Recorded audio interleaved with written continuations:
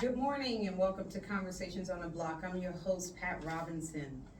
Tri-State, buying a home is a critical decision, and there are many questions a prospective home buyer should have for being a homeowner. And today I'm excited to welcome back two of my subject matter experts in the real estate field. Dean Graber has been a seasoned real estate professional since 2011, focusing on achieving the best outcomes for his seller clients. Whether you're transitioning between homes, considering senior communities, or relocating across the states. As a seniors real estate specialist with expertise in short sales and foreclosures, and as a certified military relocation professional, he navigates his clients' complex situation with ease. His vast experience in co-op and condo sales, as well as addressing landlord-tenant challenges, a real thing, Tri-State, underscores his comprehensive approach. Dean has an 18-step plan of action that ensures swift and lucrative home sales, and we are excited to have him with us today.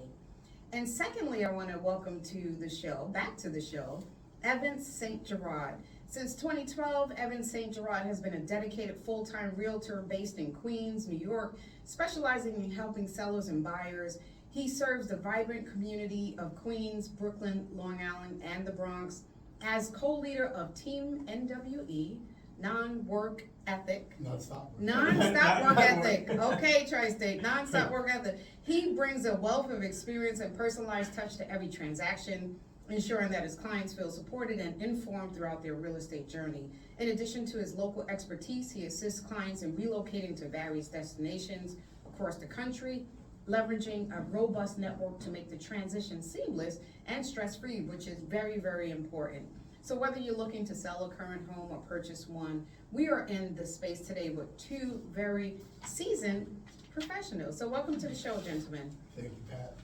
Nice intro. Wonderful, Thank wonderful. you very much. It's your intro. So let's talk about the home ownership market. Where are we today? And the second part of that question is buying a home at this particular time favorable or not? Buying a home starts as a personal family decision. It has to be right for you from the inside out as far as that goes. But buying a home today, there are options available. There's always options available. It's just how well informed that you allow yourself to be about what your options are in the market. Because there's always options. Like if you're in a certain price point and that price point's not available in your specific town, just maybe widen your search. Mm-hmm. And if you widen your search, you might find that there's all these other options available for you 5 miles away or a little bit away. So there's always opportunity there, but like I said, it's an inside decision. Got it. I kind of wanted to add to that. It's two pieces to that. It's not just the money aspect, it's also basically, are you ready? Is this time good for you? Right. Are you 100% in this? Because basically, a lot of people want to buy a home, but their mind space, their head space, they're not 100%. They're teeter-tottering. Right. You have to be 100% engaged. You want to do this, you're going to make this happen. And you have the options from your professionals, your lenders, your realtors, your attorneys. You have all these options. You have the knowledge that you have from these people. Once you have that information, it's up to you, the consumer, to decide, am I going to go 100% all in on this? And so when you think about, and when you're talking about 100% all in, what are some of those things that people should be thinking about? Is it location? Is it price? Is it? Yes. Yes, Okay. yes, and yes. It's all of those things. It's basically, like I said before, the whole family has to be 100% on board. It can't be the wife is on board, the husband's not, and the vice versa. Everybody has to be on board. Yeah. It's a whole family's decision. Yeah. And you have to be okay with the price. You have to be okay with the location. The rate, don't worry so much about that, because basically the rates are what they are. If you really want to buy, you're going to make it happen. What you need to worry about more is basically, are you comfortable paying monthly whatever that fee is? Okay. So that's something that you have to have a conversation with your lender and have to be comfortable with whatever that number is. Am I going to do this? Okay. Am I going to buy this house? Am I going to be living house rich and being poor later on? You have to be comfortable with the numbers. Right. But that also, so there are other costs associated, right? Yes. Because when you get in the house, then you got to pay for water. Like, what are some of those things? When you say people engage, I want to let the Tri-State know it's not just obtaining the property. It's other things. It's not just the principal and interest. There's obviously heating bills. You have your own oil or your own gas bill now. You have your own electric bill. You have your own water bill. But there's also landscaping and, excuse me, I'm sorry, you should leave a little bit of money aside on a monthly basis for future repairs. Don't wait for something to need repair. You know, it's an ongoing process about what you're going to be improving every year so that things don't break and things don't get old in the house. So it's just, you have to be comfortable financially and prepared emotionally to Is purchase a home. anybody ever really comfortable financially and No, emotionally? you're not, but basically, just like our parents used to tell us back in the day, keep some money squirreled away That's right, somewhere. 'Cause right. emergency money, because Right. you're gonna need it at some point. Right. And when you own a home, trust and believe there will be something that comes up that you Yeah. weren't expecting. Whether Right. it's the sewer, a leak in the roof, something's gonna happen where you need to, okay, we need to fix stuff. And Yeah. God forbid, there's an accident, a car hits the house, or, you know, nature happens. Right, right. You need to have money, and I did a video with somebody a while back regarding insurance. People should really look into the insurance, whatever insurance they're using right now, and really dial in, all right, do I need all this stuff, and basically, what is this actually covering? Because God forbid something happens, you don't wanna wait till when the accident Right. happens, that's when you start looking at these things. Look into things basically while you have access to it. If you have access to your insurance person, have that conversation with them. Yeah, so all of these questions, and sometimes people do not know what questions to ask because it all looks like foreign language. And the ultimate goal is to obtain the property, to say that we are starting a path of home ownership and also leaning into that generational wealth aspect of it. Did I you? just wanted to say also, sometimes when people are buying a home, you have these grand dreams of all these things that you want. And then you get into the home and it's expensive and you're not living comfortably and you have regrets, you know, buyer's remorse. Yeah, buyer's remorse. And you don't wanna have that, so if there's a certain area or school or town or whatever it may be that you're comfortable in, you can always find something that's really comfortably priced now and just add to it later and make it your own later, but at least you got in, you're building your Right. equity and you're living comfortably. But there's another thing called a starter home. It's called a starter home for a reason, so it doesn't mean that basically this is gonna be the only home, this is the one that you started with. And whatever your lifestyle is, or whatever the lifespan is for that particular house that you're gonna have, then you have it in the house. Eventually, life changes, you're gonna have kids are gonna move out. Do they ever really move out? Some Is do, that some another don't. radio show? That's a different show altogether. Sometimes they come back in and they Yeah. bring more people with them, so basically, your lifestyle's gonna change. So basically, the first house you start with, the starter home, doesn't mean it's gonna be your end-all, be-all home. It's gonna be, that's the one you start with, and you build from that. Yeah, and sometimes a starter home may be just what you have access to, and Yes. you make the best of it, right? Yeah, So there's exactly. Make it your own. opportunities. Yeah, you make it your own. That's awesome. And so how should people that are thinking about buying homes, like, look at and learn how much they can afford? That's a beautiful question. Right now, we have a beautiful thing called the internet. Okay, There's no way that you can't find information. You want information, you can always find it. There's seminars, there's webinars, there's live seminars, we do webinars and seminars on these subjects all the time. And if you need to have questions asked, you come to a realtor, you meet with a realtor, you have a buyer's consultation with them.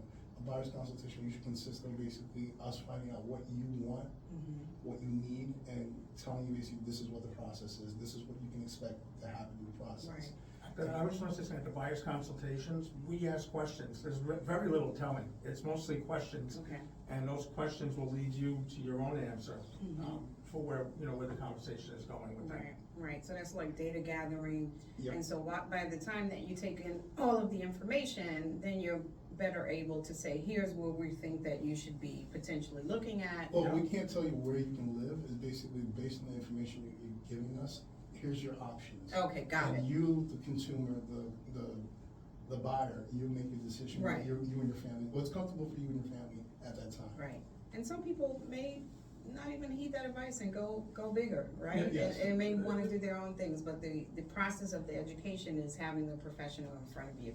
It's true. We put all the information out there. I mean, it's always up to the individual what to do with it. Yeah.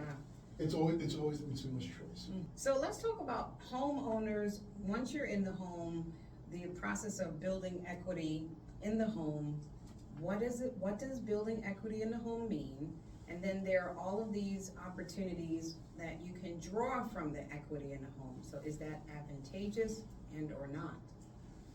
That all just depends on the consumer, where they are at that stage in their life. If you wanna build equity, it's pretty much, one of the things that we do with our clients is pretty much every single year, we reach out to our past clients and we find out, hey, would you like to get a report on basically where your house is currently in today's market? What they do with that information is totally up to them. So I would engage, ask all the people who are listening to this right now, the person that you bought the house from, reach out to them and see if you can get an analysis basically where you are in your property's equity at that moment. And you should be getting this on a regular basis, just like everything else. Right, your check. property taxes, Yeah, right? the When you pro- get your property taxes, Yeah. you get an assessment of where Correct. your Yeah. property value is, right? You can do that, you can do an appraisal, you can get a BPO basically from the broker as well. There's all kinds of things that you can do, but always reach out to your not even say lender, you reach out to your realtor, and your realtor should be able to provide you that information. Got it. If for some reason that realtor's no longer in business, or you can't reach that realtor, find somebody else basically that you're comfortable with that's gonna get you the information that you're looking for. Got it. I wanted to talk about the down payment on a house, because people look at that as an expense. It's not an expense. A house is yours. You're just transferring money from your checking, from whatever account you have It's an investment. into your home, and you're investing it in your home. And the average home in New York State over the last 20 years goes up 5 to 6% a year. So if you wanna just think about it, this is rationalizing it, but it's reality. You're taking the money from a checking or savings or other account, you're putting it into your house account, which is growing at X amount of dollars a year. And as that value of your home goes up, the equity increases. And the equity is the value minus what you owe in the house. Okay, you got it, Tri-State, the equity is the value of what, can you repeat that? It's the value of your home minus what you owe on it. The Right. difference is all yours, it's all equity. Right, and so now leaning into that, because some people have great equity in their homes, right? And so, obviously, you can't tell people when they should, or if they should, and how they should use it. But is it common that people do draw from equity in their homes? Some people do. I think a lot of people would tap in more if they knew basically what they could use that money for. There's different situations, everybody's lifestyle is gonna be completely different. If you have kids going into college, you might wanna take some money out basically to help them set them up. Yeah. If they're buying a house, you might wanna take some money out of that. There's a lot of options, especially with older people. I don't wanna say the exact age, but of a certain age, you can tap into the equity by using something like a reverse mortgage. Okay, And then there's reverse mortgage professionals out there that can, explain to you exactly what the process entails. And when you do something like that, I would always recommend you get the whole family involved so they Yeah. know what's going on. So God forbid something happens to the elders in the family and they pass away, the next generation can, they know exactly what happened and what's going on, so pretty much they can take over things if need to.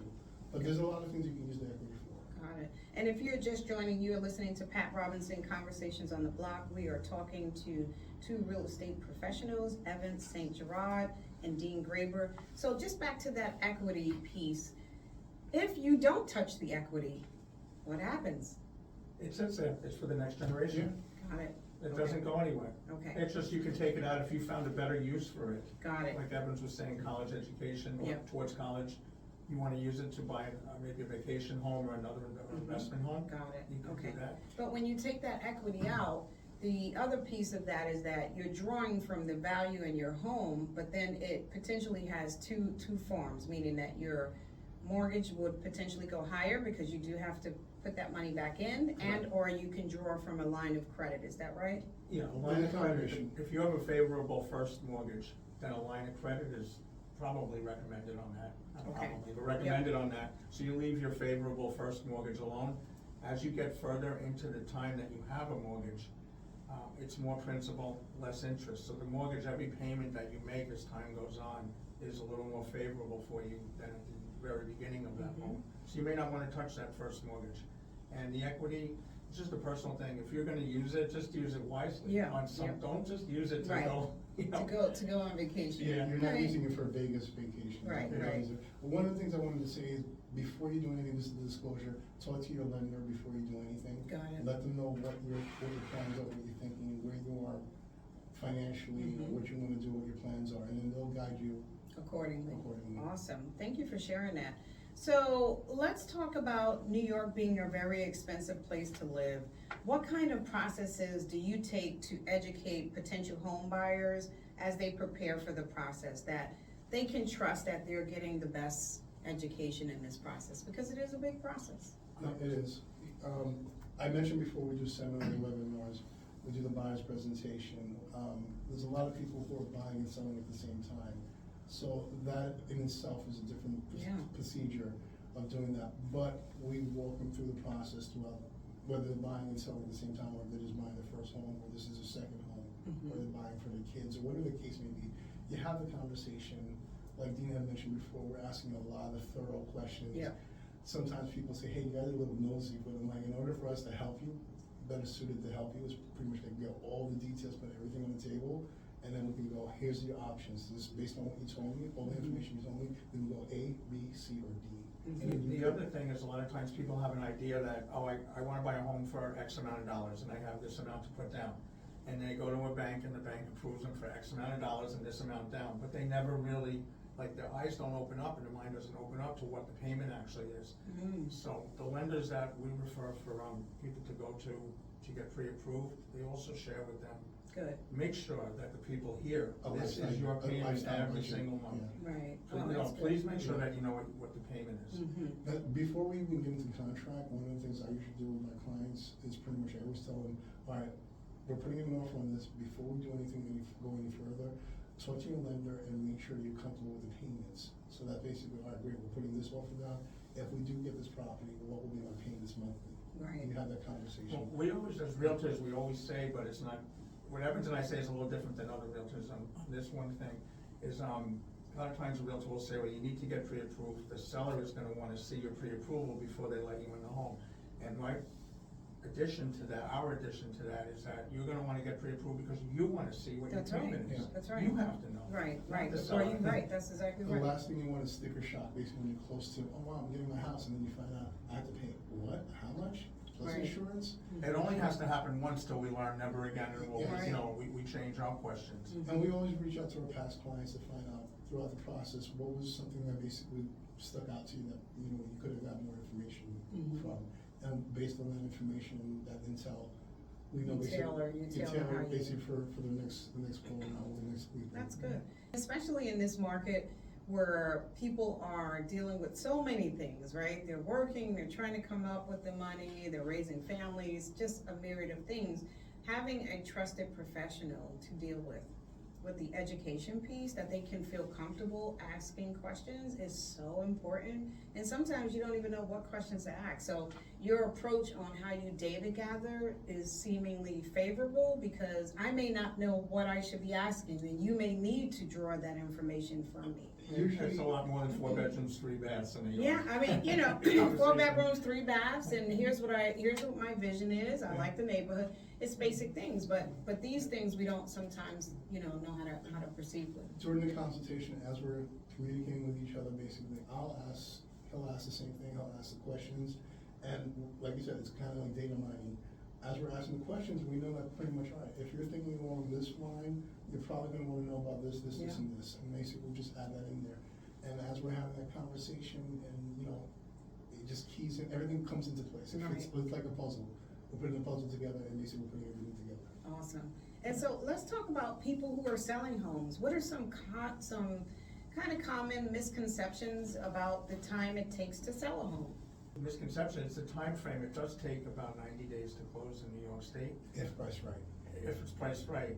And if you move into another state, that seller expects you to close in about 30 or 45 days. Right. So we have to line that up, and that's all about communication. Okay. I think that's the biggest misconception, is pretty much if you're buying out, if you're moving, you're selling here, relocating to another location, another state, like Dina had mentioned, everything has to align, so we have to have communication with the other agent on the other side, because their states might move a little quicker than we do. Our process is slightly They all different. Yes. They all do. Outside of New York, things move a little quicker when it comes to real estate.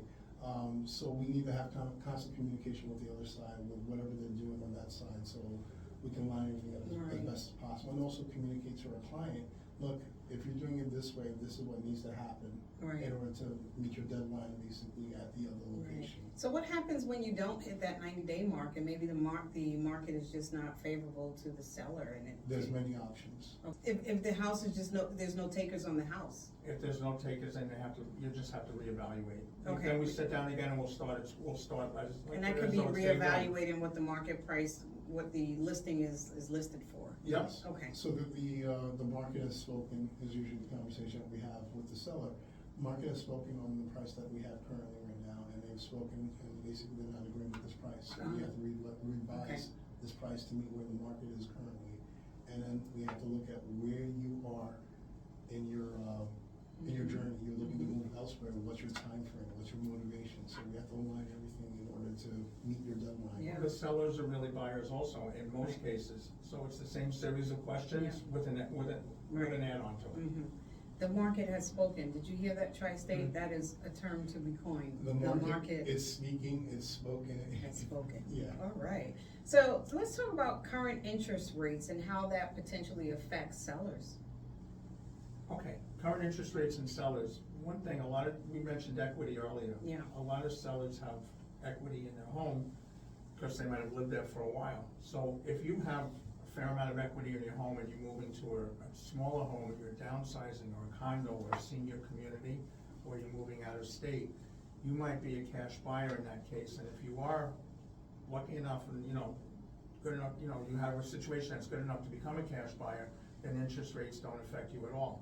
As a matter of fact, you can even use it as leverage, because now you're a cash buyer, where other people that are buying maybe in another state are not cash buyers. Okay. Any other comments around that? I think, like I said before, it's always communication. Gotcha. Just have communication with whoever you're working with. Be open and honest what your goals are, what your expectations are, and then the professional will be open and honest basically with what the process looks like and stuff like that. Okay. So any other tips or advice that you want to share with the Tri-State about your processes or? Main thing, I'm gonna harp on this until people listen to me, which is the thing I wanna talk about. When you're seeking out professional advice, listen to the counsel that you're getting. Okay. Because they have many years of experience, they've done this many times, and this might be your first time going through the process, maybe your second time. The first time might not be exactly like the second time or the third time, but basically with that professional, you're getting their expertise, their experience, their network of people that they're working with. So definitely heed the advice that they give you. Don't take it lightly, like, oh, okay, well, you know what? Probably gonna listen to my cousin's toenail clippers barber shop guy who sells CDs. I think I'm gonna take their advice over my profession that I hire. Right. So definitely heed their advice, listen to it, take heed to it, and probably not listen so much to the other parties. Obviously, if it's family members, we value family members' input, but we hire a professional to do professional things. So basically, let's stick with the I just wanted to say something with that too. When you're asking for help for something with the realtor or anyone in the real estate community, just be as open and honest about what's really going on. We're not mind readers. It's like if you go to a doctor and you say, my knee hurts, but okay, tell me about it. Does it hurt when you walk? Does it hurt when you sit, when you're resting?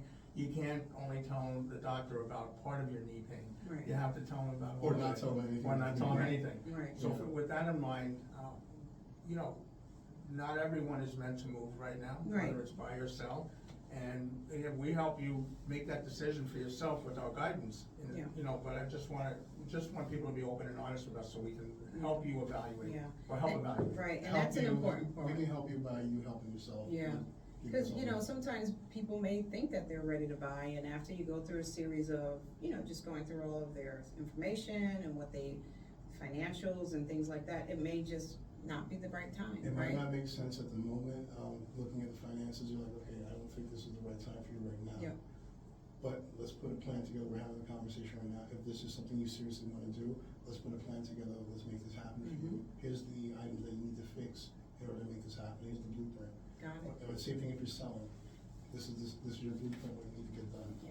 So I have a bonus question.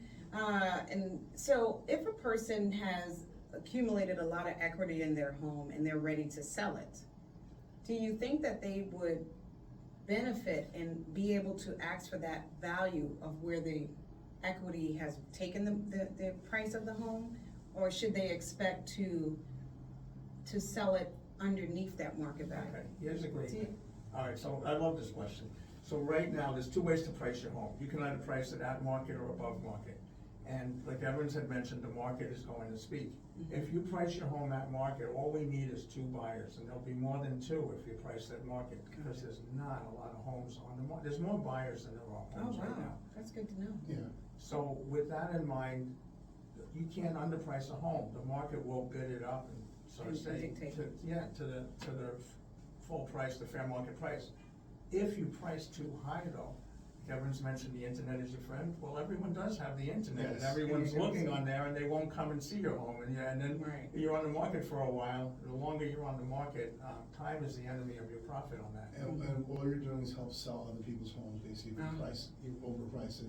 And when we say market, the market speaking, I want people to understand the market is the actual buyers that are out there that are purchasing. They dictate basically what the prices are, so they all are, they don't all go to McDonald's later on and sit there basically, hey, what number did you come up with? I came up with this number. That's not what the market is. The market is basically individual people from all walks of lives. If they all decide, I value this property at X, Y, Z, this is what it is, then that's what it is. Okay, and I would imagine that the buyers are looking at data though, right? They're not just. They are, Yeah, Okay, if the buyers are working with a good, I shouldn't say good, a great buyer's agent, and I want people to understand, a buyer's agent is basically somebody that you hire to help you purchase. If they have that buyer's agent, they hire that buyer's agent, that buyer agent is going through the data with them. Here's, based on where you said you want to live, here's what the average home will go for, and blah, blah, blah. And then let's look at the condition of this property, Got it. based on everything, this is the offer, the buyer makes the decision of what price they want to offer. The buyer's agent just guides them, basically, here's the information that I gave you, what you choose to do with this information is up to you. got it, okay, all right, well, hey, this is great information. How can, before we begin to wrap up, how can people connect into you if they are interested in, number one, some education webinars, or just some general, just connection into your arena? There's many ways you can reach us. You can either call us on our cell phones. My cell phone is 917-975-5985. Dean's number is, 516-527-9549. and the other way to reach us is on our website, which is mynymhomesales.com. mynymhomesales.com. Also, we're Wonderful. on social media as well, so you can Okay. find us on TikTok. We do not dance. You can find us on Instagram, YouTube. Okay. What else? Pretty much all the social media. You can find us on there. The other things that we do have seminars, home buying seminars. Good. We have buying and selling at the same time seminars. We can custom make seminars basically just for 1 or 2 people, Oh, or that's basically a great. group of people. It really depends on what you're looking to do. If you just want to do this solo, basically with your family and nobody else, or Mhm. you have family members that you all want to purchase or sell at the same Mhm. time, whatever the case may be, we can do face-to-face, or we can do it on Zoom, Got it. or any one of those things. Got it. And so my last question is, do you help people, or do you point them in directions to resources of people who may be experiencing trouble staying in their homes, that may need resources on how to stay in their homes, maybe they fell behind on mortgage, and do you have resources to point them in a direction to do that? The quick answer is yes. Yes. Okay. We stay in contact with anybody we sold houses to, anybody we sold houses for and sold houses to. We Good. always stay in contact to see how they're doing. And if they, people are proud, they don't want to admit stuff sometimes, Mm-hmm. but if they feel comfortable to tell us what's going on, okay, great, here's a couple solutions, here's a couple avenues that you might want to look into. Wonderful. And then we give them the professionals to call from those avenues. Wonderful, that's exactly right. So thank you so much for joining today on Conversations on the Block. It seems like you guys are doing excellent work in the communities have spoken, the market speaks, the community speaks, so just making sure that we're in tandem, especially around home ownership and what that means in our communities as it relates to generational wealth and just overall wealth building in spaces where we don't have that opportunity as prevalent as it should be. It's really important to know that there are professionals who care and are connected. It is not just about the sale, right? It's about the education. It's making sure that you identify when the time is right to purchase and or sell, and then how to do that favorably with all of the transparency in there. So thank you so much for joining the show today. Pat, thank you so much for the invitation. Thank you very much. Wonderful. So until next week, my friends, you know where to find me. I'm going to be right here on Sunday mornings at 8:30. You know that you can email me directly at patricia.robinson1@odyssey.com. Again, that's patricia.robinson1@odyssey.com. You can also download that Odyssey app, so that means that you can either listen to this show on the radio and or download the Odyssey app and listen to it remotely across any state. So thank you for joining. I hope that you have been educated, and we are looking forward to you joining us next Sunday. Be well, my friends.